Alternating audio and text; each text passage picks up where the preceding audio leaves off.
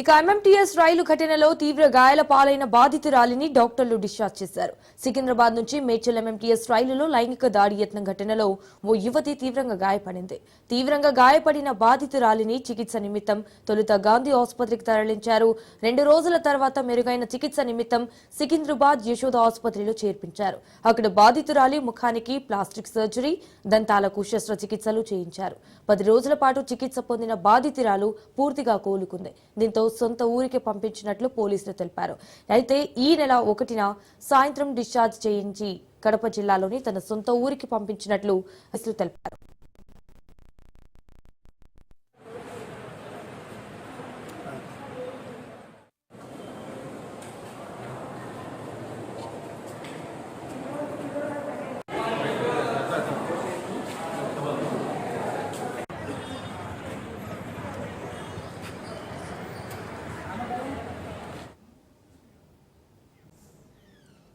విశాఖ ప్రేమోన్మాది నవీన్ దాడిలో తీవ్రంగా గాయపడిన నక్కా దీపికను బిమ్లీ ఎమ్మెల్యే గంటా శ్రీనివాసరావు పరామర్శించారు.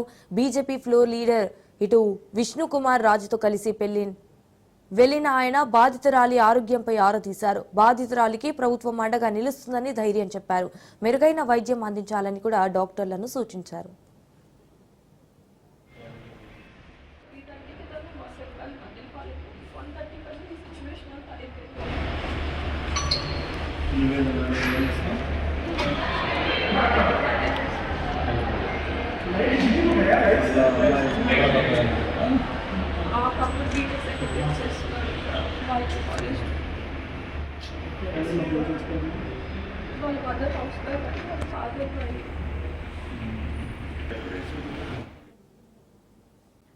ఇక పార్టీ రజతోత్సవ వేడుకలపై గులాబీ దళపతి కేసీఆర్ స్పెషల్ ఫోకస్ చేశారు. ఈ నెల 27న హనుమకొండ జిల్లా ఎల్కతుర్తిలో నిర్వహించబోయే బహిరంగ సభకు 10 లక్షల మందికి తగ్గకుండా ప్రజలను తరలించేందుకు సిద్ధమవుతోంది బీఆర్ఎస్.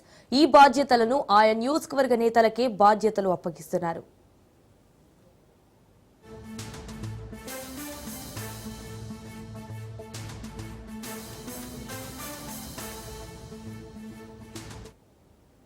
బీఆర్ఎస్ ఆవిర్భవించి ఈ నెల 27కు 25 ఏళ్లు పూర్తి. ఈ నేపథ్యంలో బీఆర్ఎస్ రజతోత్సవ వేడుకలు గ్రామ ఘనంగా నిర్వహించేందుకు ఆ పార్టీ సిద్ధమవుతోంది. ఈ వేడుకలు ఏడాది పాటు జరగనున్నాయి. 27న భారీ బహిరంగ సభ నిర్వహిస్తోంది. ప్రతి నియోజకవర్గం నుంచి 1,00,000 మందికి తగ్గకుండా బహిరంగ సభకు తరలించాలని నాయకులకు కేసీఆర్ దిశానిర్దేశం చేస్తున్నారు.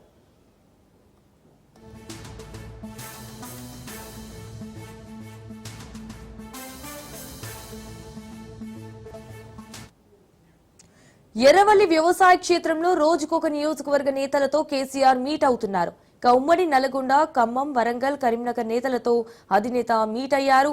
ఈ సమావేశంలో అనేక అంశాలను కేసీఆర్ చర్చిస్తున్నారు. ప్రస్తుత రాజకీయ పరిస్థితులను నాయకుల నుంచి కేసీఆర్ తెలుసుకుంటున్నారు.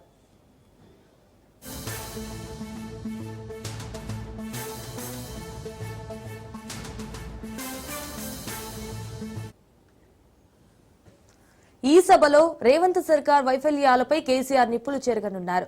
ఇన్ని రోజులు విపక్ష నేత బయటికి రావట్లేదు అంటున్న అధికార నేతల ఆరోపణలకు కేసీఆర్ గట్టి కౌంటర్ ఇచ్చే అవకాశం ఉందని పార్టీ వర్గాలు చెప్తున్నాయి. రజతోత్సవ వేడుకలు గులాబీ శ్రేణులకు గట్టి బూస్ట్ ను ఇచ్చే అవకాశం ఉంది.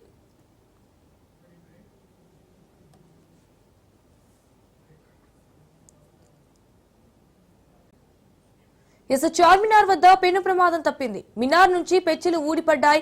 భాగ్యలక్ష్మి ఆలయం వైపు ఉన్న మినార్ నుంచి పెచ్చులు పడడంతో పర్యాటకులు పరుగులు తీశారు. ఈ మినార్ కు అధికారులు గతంలో రిపేర్లు చేసినట్లు గుర్తించారు. అయితే హైదరాబాద్ నగరంలో అకాల వర్షం బీభత్సం సృష్టించింది. ఉరుములు మెరుపులు, ఎదురుగాలులతో ఏకదాటిగా వర్షం కురిసింది. ఇటు వర్షం దెబ్బతో చార్మినార్ నుంచి పెచ్చులు ఊడిపడినట్లు చెప్తున్నారు. విషయం తెలుసుకున్న అధికారులు చార్మినార్ వద్దకు చేరుకున్నారు. పరిస్థితి సమీక్షించారు. ఊడిపోయిన పెచ్చులను తీసివేసి అక్కడ క్లీన్ చేశారు. పెచ్చులోడిన సమయంలో ఎవరు లేకపోవడంతో ప్రమాదం తప్పిందని తెలిపారు. మినార్ కు మరోమారు మరమ్మతులు చేస్తామని పేర్కొన్నారు.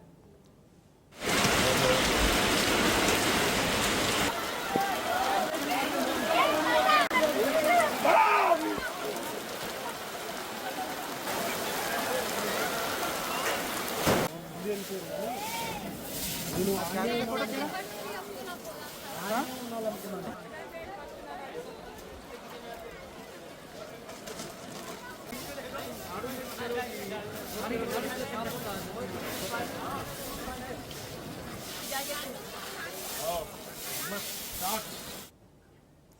ఇక ఇదే విషయానికి సంబంధించి మరిన్ని డీటెయిల్స్ మా ప్రతినిధి రాజీ ఫోన్ ద్వారా అందిస్తారు. రాజీ, ఇటు చార్మినార్ వద్ద అయితే పెను ప్రమాదం తప్పింది. సో మినార్ నుంచి పెచ్చులు ఊడిపడ్డాయి అన్నట్టుగా తెలుస్తోంది.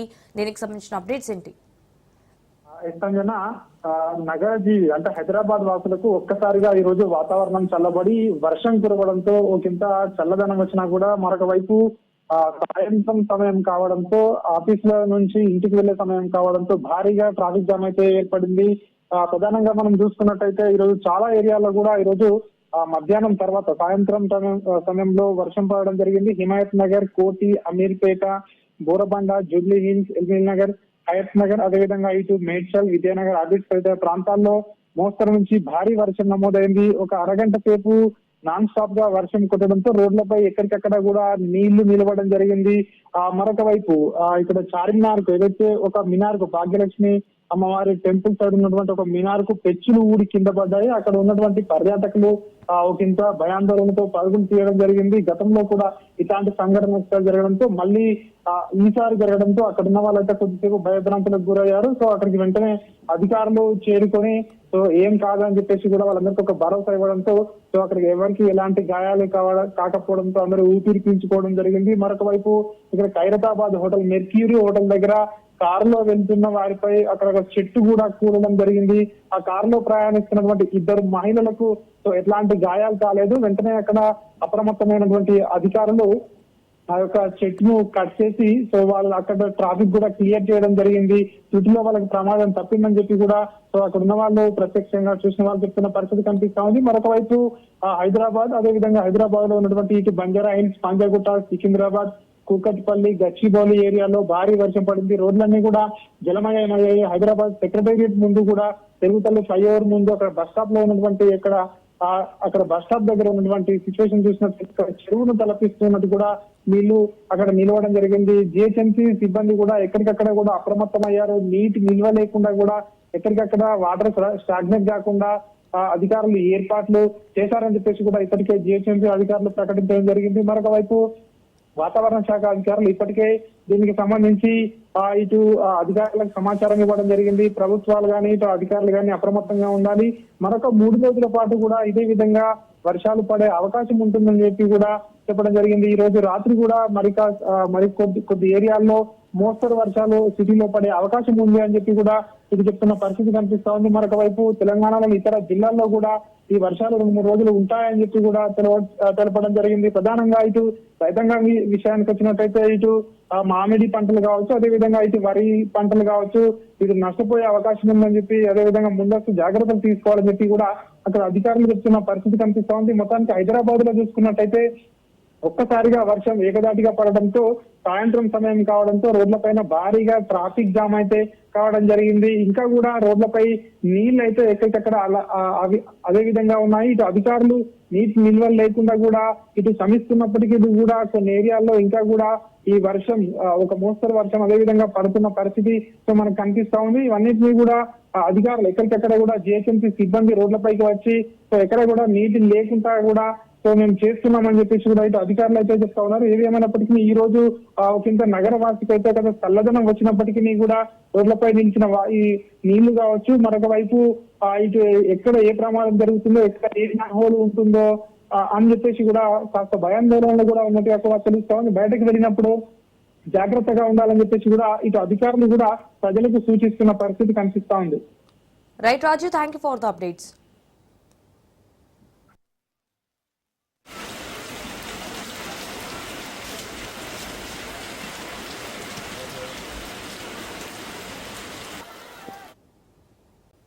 డీటెయిల్స్ చూస్తే హైదరాబాద్ లో ఒక్కసారిగా వాతావరణం చల్లబడి వర్షం దంచుకొట్టింది.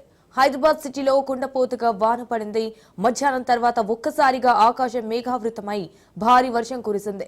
Jubilee hills, Banjara hills, Panjagutta, Secunderabad, Kukatpally, Gachibowli ఏరియాల్లో భారీ వర్షం పడింది. రోడ్లు జలమయమయ్యాయి. రోడ్లపై వాహనాలు నిదానంగా సాగాయి. అయితే కొన్ని ప్రాంతాల్లో అతి భారీ వర్షం పడుతుండటంతో రోడ్లన్నీ జలమయమయ్యాయి. కొన్ని ప్రాంతాల్లో డ్రైనేజీలు పొంగి పొర్లాయి.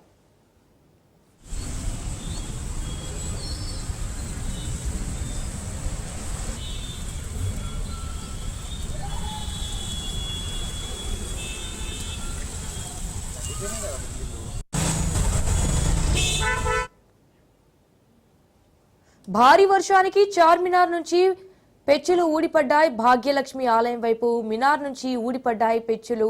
దీంతో అక్కడున్న పర్యాటకులు భయంతో పరుగులు తీశారు. వెంటనే అధికారులు ఘటనా స్థలానికి చేరుకున్నారైతే గతంలో పెచ్చులు ఊడితే అధికారులు రిపేర్ చేశారు.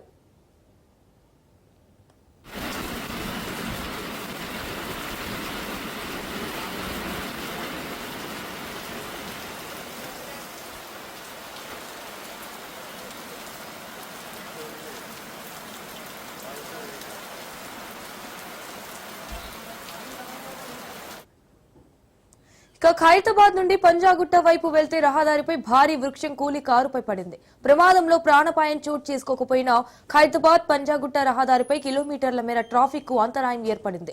సంఘటనా స్థలానికి traffic additional commissioner Joel David చేరుకుని పరిస్థితిని సమీక్షించారు. వృక్షాన్ని తొలగించే పనులు డిఆర్ఎస్ బృందం వేగవంతం చేసింది. ఇక చెట్టును కట్ చేసి ట్రాఫిక్ ని క్లియర్ చేశారు.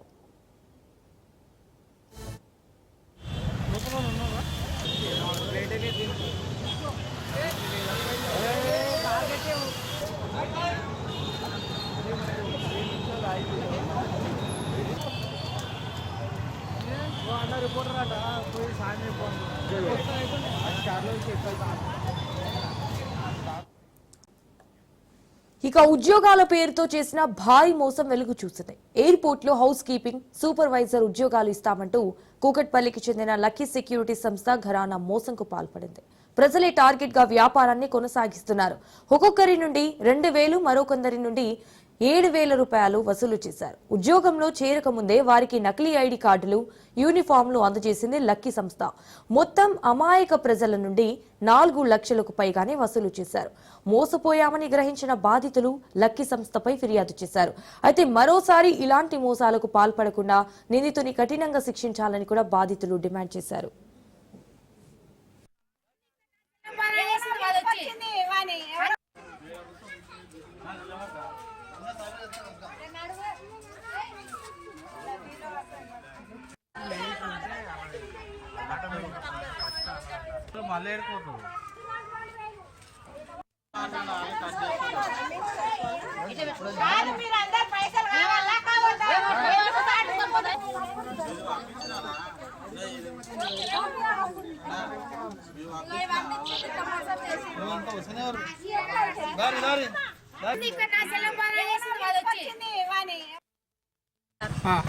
అల్వేలాడ టామే ఇక్కడ వచ్చింది సార్, డ్యూటీ పెట్టిస్తా అని వచ్చింది.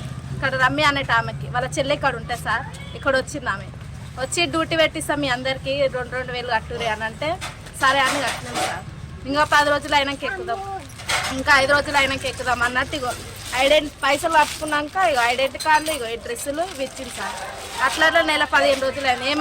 ఏమైంది మేడం ఇంకా డ్యూటీ అంటే అక్కడ ముందట గార్డెన్లోనే కదా ముసలితో సహా కట్టించుకుంది సార్. 60 ఏళ్ళ కట్టించుకుంది. ఇంకా 3 నెలలు కాగానే ఇప్పుడు ఏమైంది డ్యూటీ ఏమైంది అంటే డ్యూటీ లేదు ఏం లేదు అని అంటుంది సార్. 3 నెలలు ఇట్లా లక్కీ సూపర్వైజర్ అని గార్డెన్. ఎక్కడ గార్డెన్ అది? ఇక్కడ శంషాబాద్ ఎయిర్పోర్ట్ అన్న సార్. శంషాబాద్ ఎయిర్పోర్ట్. కేసు అన్న పెట్టుకో ఏమన్నా చేసుకో అని అంటుంది సార్. ఈ సంవత్సరం ఆఫీస్ ఎక్కడ ఉంది? ఎక్కర్లేదు సార్, ఇది ఎక్కర్లేదు. మొత్తం ఎయిర్పోర్ట్ మొత్తం తిరిగి వచ్చినాం సార్. ఎక్కర్లేదు ఇది ఇది అనేదే లేదు అసలు. ఈ పేరు నా పేరు ఇందు.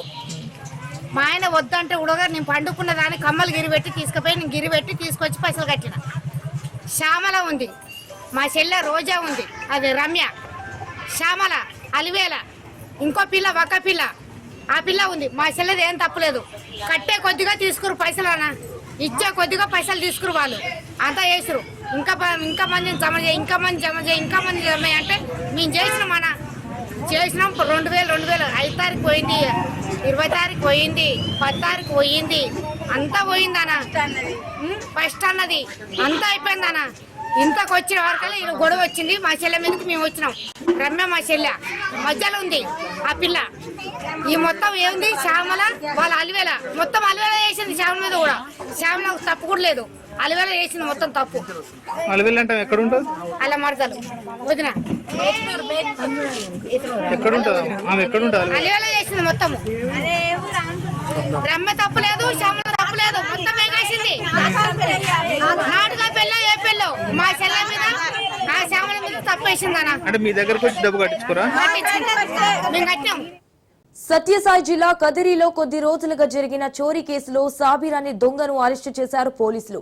నిందితుడి నుండి 9,70,000 నగదు, 2 తులాల బంగారం స్వాధీనం చేసుకుని రిమాండ్ కు తరలించినట్లు డీఎస్పీ శివనారాయణ స్వామి తెలిపారు. ఇక కేసు ఛేదించడంలో ప్రతిభ కనబర్చిన Kadiri town CI Narayana Reddy, SI Babjan వారి సిబ్బందిని జిల్లా ఎస్పీ అభినందించినట్లు డీఎస్పీ తెలిపారు.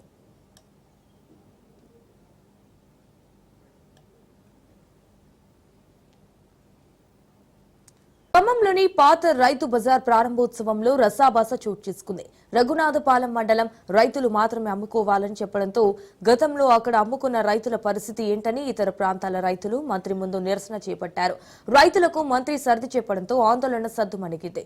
కాగా రైతు బజార్లో దళారులు లేకుండా చూడాలని తుమ్మల ఆదేశాలు జారీ చేశారు. వెంటనే కొనుగోలు కేంద్రాలు ఏర్పాటు చేయాలని కూడా అధికారులకు సూచించారు.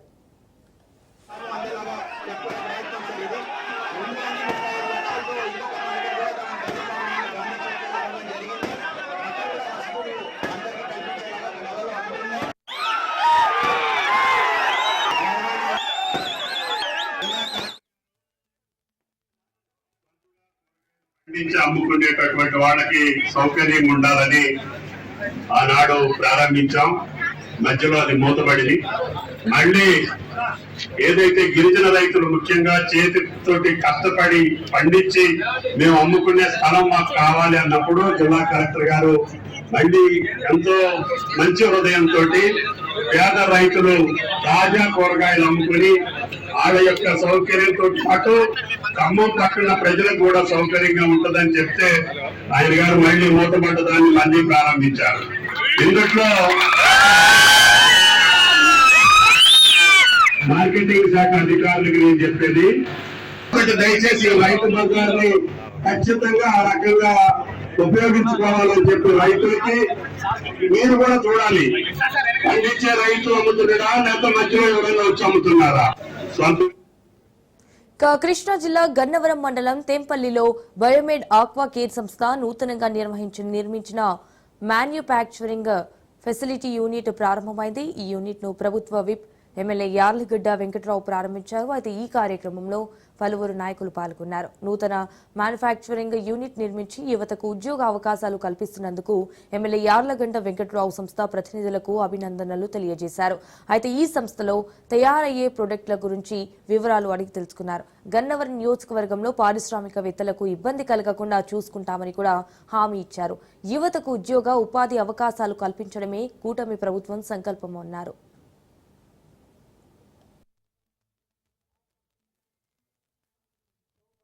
మ్యానుఫ్యాక్చరింగ్ ఉంటే అప్పట్లో ఆ ప్రోబయోటిక్స్ మ్యానుఫ్యాక్చరింగ్ ఫెసిలిటీ చూసి అంటే యాక్టివాలో ఏవేవి చేయొచ్చు అన్నది స్టడీ చేసి అల్టిమేట్గా అప్పటికే కొంచెం జబ్బులు అవడాలన్నీ ఉన్నాయి. సో ఆ ప్రోబయోటిక్స్ స్టడీ చేయడం కోసం కాలిఫోర్నియాలో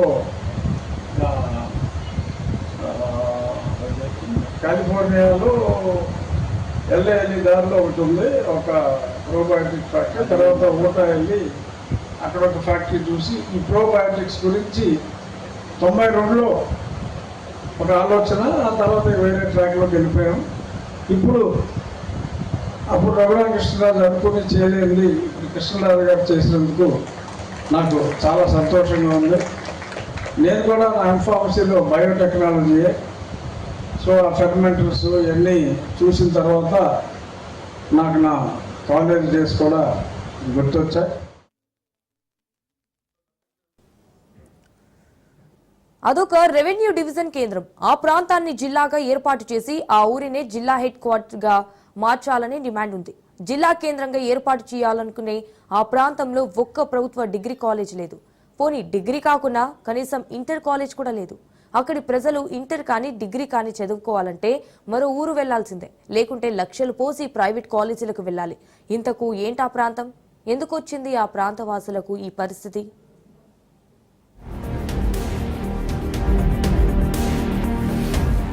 ప్రకాశం జిల్లాలోని మార్కాపురం పరిస్థితి ఊరు గొప్ప పేరు దిబ్బలా మారింది. పశ్చిమ ప్రకాశంలోని మార్కాపురంతో పాటు 4 నియోజకవర్గాలను కలిపి జిల్లా ఏర్పాటు చేయాలనే డిమాండ్ ఉంది. అయితే జిల్లా కేంద్రంగా ఏర్పాటు చేయాలి అంటున్న మార్కాపురంలో ఇప్పటి వరకు కనీసం ఒక్క ప్రభుత్వ ఇంటర్ డిగ్రీ కళాశాల లేవు.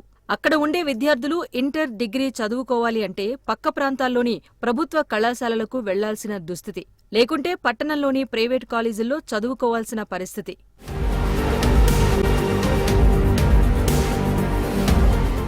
అయితే ఈ ప్రాంత ప్రజల్లో ఎక్కువ మంది మధ్యతరగతి, దిగువ మధ్యతరగతి వారి ఉంటారు. ఇలాంటి వారికి ప్రైవేట్ కాలేజీల్లో లక్షలు ఫీజులు కట్టి తమ పిల్లలను చదివించుకోవాలి అంటే తలకు మించిన భారంగా మారుతోంది. మరోవైపు ఇప్పటికే కొంతమంది చుట్టుపక్కల ప్రాంతాల వారు అప్పులు చేసి మరీ వారి పిల్లలను పట్టణంలోని ప్రైవేటు కాలేజీల్లో చదివించుకుంటున్నారు. తర్వాత చేసిన అప్పులు తీర్చలేక అనేక ఇబ్బందులు పడుతున్నారు. గత కొన్ని సంవత్సరాల నుంచి మార్కాపురంలోని స్థానిక ఎస్వీకేపీ కళాశాల ఎయిడెడ్ కళాశాలగా ఉన్నందువలన అందులో చదువుకున్న చాలా మంది విద్యార్థులు ఉన్నత స్థాయికి ఎదిగారు.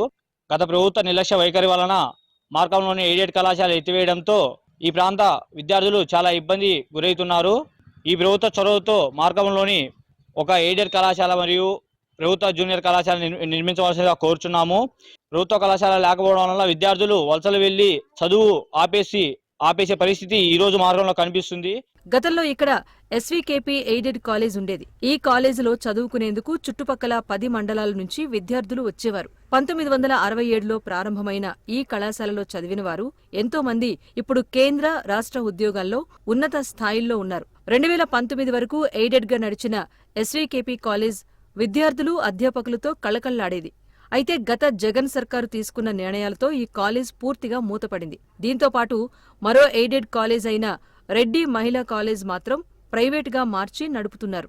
పశ్చిమ ప్రకాశం మార్కాపురంలో పేద, బడుగు, బలహీన వర్గాల విద్యార్థులు ఉన్నత విద్యకి దూరం అవుతున్నారు. ఎందుకంటే గతంలో రాష్ట్ర ప్రభుత్వం జగన్మోహన్ రెడ్డి ముఖ్యమంత్రిగా ఉన్నప్పుడు అక్కడ ప్రభుత్వ డిగ్రీ కాలేజ్ ఏర్పాటు చేస్తామని చెప్పి మాటలకే పరిమితయ్యాడు. అయితే ఈలోపు వాళ్ళు aided degree college, SVKV degree college ఒకటే ఉంది. కానీ దాన్ని ఎయిడెడ్ పేరుతో దాన్ని కూడా కాస్త ప్రైవేట్ పరం చేశారు.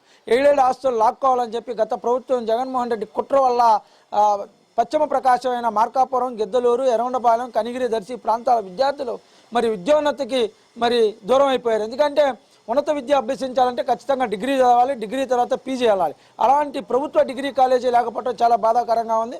ఖచ్చితంగా ప్రభుత్వ డిగ్రీ కాలేజీ ఏర్పాటు చేస్తే ఆ ప్రాంతంలో ఉన్న పేద, బడుగు, బలహీన వర్గాల విద్యార్థులందరూ కూడా చదువుకొని ఉన్నతమైన విద్యను అభ్యసిస్తారు, ఉద్యోగ ఉపాధి అవకాశాలు పొందుతారు. కాబట్టి దయచేసి కూటమి ప్రభుత్వం వెంటనే ప్రభుత్వ డిగ్రీ కాలేజీని మంజూరు చేయాలని చెప్పి కోరుకుంటున్నాం. ఈ 2 కళాశాలలు ఎయిడెడ్ గా ఉన్న సమయంలో ప్రభుత్వ కాలేజీల అవసరం ఎవరికీ ఉండేది కాదు. అయితే ఎప్పుడైతే ఒకటి మూతపడి మరొకటి ప్రైవేట్ గా మారిందో అప్పట్నుంచి ఈ ప్రాంతవాసులకు ఇంటర్ డిగ్రీ చదవాలి అంటే ఇబ్బందులు పడాల్సిన దుస్థితి నెలకొంది. ప్రస్తుతం కూటమి ప్రభుత్వం వచ్చాక మళ్లీ ఈ 2 కళాశాలలను ఎయిడెడ్ గా మార్చాలి అనే డిమాండ్ స్థానికుల నుంచి వినిపిస్తోంది. మరోవైపు అద్దె భవనాల్లో అయినా వచ్చే విద్యా సంవత్సరం నుంచి ఇంటర్ డిగ్రీ కాలేజీలను ప్రభుత్వం ఏర్పాటు చేయాలని పలువురు విద్యార్థుల తల్లిదండ్రులు కోరుతున్నారు.